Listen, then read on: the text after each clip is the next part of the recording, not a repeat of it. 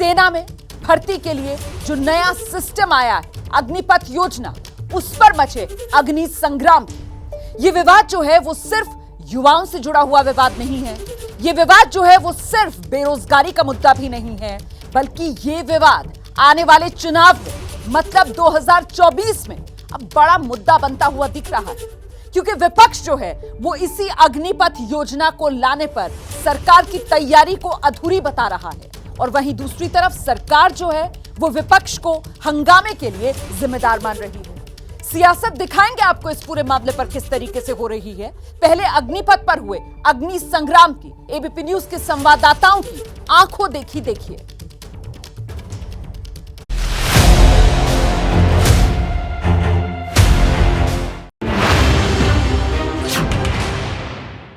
दी burning train आपने सुना होगा, और हम आपको दिखा रहे हैं कि ये ट्रेन जो बॉगी चल रही है, आप देख रहे हैं उसमें, ये है दानापुर स्टेशन, जहां पर अब से कुछ देर पहले हज़ारों की तादाद में एक हुजूम यहां पर पथराव कर रहा था, ट्रेन के अंदर बोगियों में आग लगा रहा था। और ये जो ट्रेन है आपको चलती हुई दिख रही है, देखिए, सोचिए, सेकंड क्लास, वहाँ से अंदर से धुआं निकलता हुआ, जैसा लग रहा है जैसे अभी भी देखिए आग लगी हुई है। वो धीरे धीरे आग जो है वो बढ़ता हुआ, ये भयावह दृश्य है। ये अगर आप देखेंगे तो आपको लगेगा कि आखिर कुछ देर पहले कैसे इस ट्रेन में आग लगाई गई होगी। और ये जो धुआं है और आग की लपटें हैं वो दिख रहा है।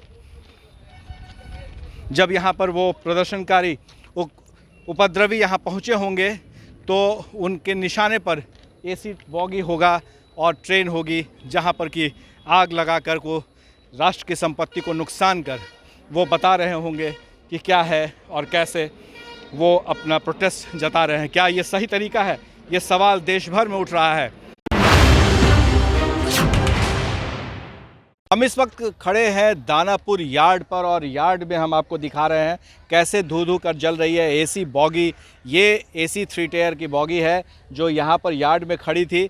इसका उपयोग अमूमन जब किसी ट्रेन यहाँ पर बदलना होता है किसी ट्रेन को, तो यहाँ पर इससे बदला जाता है। और ये तोड़ फोड़ भी देखिए एसी बॉगी में हुई है, कैसे पत्थर फेंके गए हैं, पूरी तरह से पथराव हुआ है। आप समझ सकते हैं कि यहाँ पर क्या स्थिति रही होगी। ये पूरी की पूरी ट्रेन जलाने की कोशिश हुई है, लेकिन अब तक सिर्फ 2 ही डिब्बे में आग लगी है। और दूसरी तरफ जो और भी ट्रेन खड़ी थी उसमें भी आग लगा दी गई, उसके आसपास में आग, तोड़ फोड़, लूट, आगजनी, ऐसी कोई घटना नहीं है जो यहाँ पर की नहीं गई है। और ये स्टेशन के पास हुआ है, स्टेशन से करीब हुआ है, स्टेशन पर हुआ है, दोनों तरफ हर प्लेटफॉर्म पर, जिस प्लेटफॉर्म पर भी आप देखेंगे वहाँ पर सिर्फ आग ही आग, तोड़ फोड़, पूरी तरह से ये दिख रहा है। ये दानापुर स्टेशन कई घंटे तक कब्जे में रहा है उन उपद्रवियों के, जिन पर पुलिस बिल्कुल सख्ती नहीं कर पाई। और पुलिस दिखी भी तो आराम से आते हुए, जबकि क्या घटना के बारे में पहले पता नहीं चल पाया था। तमाम वो सवाल है जो हम पूछेंगे कि आखिर पुलिस प्रशासन कहाँ थी। यात्री बेचैन थे, परेशान थे, असुरक्षित थे। कुल्हड़िया स्टेशन के पर मौजूद हूँ और यहाँ पर तस्वीरें आपको दिखा रही हूँ, और दरअसल ये समझाने की कोशिश कर रही हूँ कि जब उपद्रवी रौद्र रूप ले चुके हैं तो किस तरीके से वो सरकारी संपत्तियों को नुकसान पहुंचा रहे हैं। आपके सामने एक पैसेंजर ट्रेन है, जिस ट्रेन की 4 बोगियों को इस कदर आग लगाया गया है कि आग से धू धू कर जल उठी है बोगियां, और 4 दमकल की गाड़ियां इस वक्त इस ट्रेन में जो आग लगी है उसको बुझाने में जुटी हुई है। हालांकि ये कोशिश पूरी तरह से की जा रही है कि कम से कम जिन जिन बोगियों में आग फिलहाल लगी है उसको बुझाने की कोशिश हो। और उसके बाद ये जरा दूसरा हिस्सा मैं दिखाना चाहूंगी इसी ट्रेन का, और ये जरा देखिए इस हिस्से को देखिए, बिल्कुल नीचे का अगर आप हिस्सा देखेंगे तो ये राख हो चुका है। इस राख में भी अभी भी आग है। दूसरे हिस्से की तस्वीर दिखाना चाहूंगी, क्योंकि इन 4 बोगियों में आग लगा और उसके बाद आग ज्यादा ना फैले और आगे की बोगियों में ना जाए, इसलिए कोशिश की गई कि काट करके ट्रेन को अलग कर दिया जाए। और वो जो आप पीछे ट्रेन खड़ी हुई देख रहे हैं, दरअसल इसी का दूसरा हिस्सा है। कुल्हड़िया स्टेशन, जहाँ पर अग्निशमन सेवा यानी फायर ब्रिगेड की 5वीं गाड़ी है। मौका वारदात पर पुलिस बल है, बड़ी संख्या में मौजूद है, लेकिन उपद्रवी आए और आग लगाकर चले गए। हम इस समय सिकंदराबाद रेलवे स्टेशन पे हैं और यहाँ पर आप देख सकते हैं क्या स्थिति है। यहाँ कुछ लोगों को, कुछ प्रदर्शनकारियों को पुलिस ने डिटेन किया है, उनको यहाँ से लेकर जाया जा रहा है। इस तरफ जो ट्रेन है, जो आपको मैं अपने कैमरा पर्सन को कहूँ बताऊँगा कि इस तरफ ट्रेन के इंजन में आग लगाई गई और उसके बाद से यहाँ लगातार हंगामा होता रहा। करीब अभी भी आप देख सकते हैं कैसे फायर ब्रिगेड की गाड़ियाँ और इंजन की आग को बुझाने का काम कर रही हैं और इस तरीके से यहाँ पर हंगामा जारी रहा। काफ़ी देर तक हंगामा होता रहा और उसके बाद पुलिस यहाँ पहुँची और पुलिस ने फिर हल्का बल प्रयोग कर सारे प्रदर्शनकारियों को खदेड़ दिया है। कुछ लोगों को हिरासत में लिया गया है। प्रदर्शनकारियों की जाहिर तौर पे एक ही मांग थी कि वो जो नई केंद्र सरकार की योजना है उसको लेकर वो काफ़ी ज़्यादा खुश नहीं थे। उसके विरोध में यहाँ पर प्रदर्शन किया जा रहा था और उस प्रदर्शन के तहत यहाँ पर पूरे तोड़फोड़ की गई और गाड़ियों में आगजनी की गई और यहाँ पर पूरे का पूरे स्थिति को नियंत्रित करने के लिए पुलिस को बल प्रयोग करना पड़ा। तो ये तो आपने अग्नि संग्राम की आंखों देखी।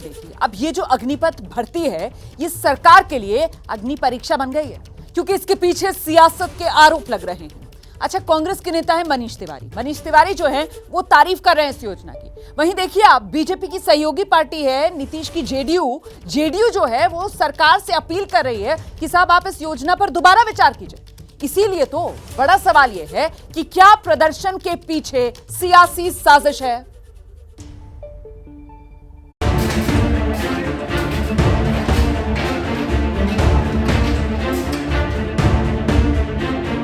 देश के अलग अलग हिस्सों में ताबड़तोड़ हिंसा हो रही है। धधक रही इस आग की लपटों के बीच सियासी साजिश के आरोप लग रहे हैं। राहुल गांधी से लेकर प्रियंका गांधी और ओवैसी अग्निपथ योजना को लेकर सरकार पर हमलावर हैं और पुरानी भर्ती की मांग कर रहे हैं। राजस्थान के सीएम अशोक गहलोत ने तो इसे आरएसएस से जोड़ दिया। अब मुझे तो चिंता लगी हुई कहीं ये आरएसएस के नौजवान जो है उनको, बीजेपी के नौजवानों को भर्ती करके 4 साल की ट्रेनिंग दिला के उनको कहाँ भेजेंगे। वहीं केंद्रीय मंत्री गिरिराज सिंह बिहार में हो रही हिंसा के पीछे आरजेडी को जिम्मेदार बता रहे हैं। ये राजनीतिक दलों के लोगों ने विद्यार्थियों को ढाल बना करके राष्ट्रीय संपत्ति का जलाने का काम किया कि वहां आरजेडी के गुंडे करा रहे। आरजेडी पहले दिन से छात्रों के समर्थन में खुलकर उतरी हुई है। कल छात्रों के भारत बंद को भी आरजेडी ने समर्थन देने का ऐलान किया है।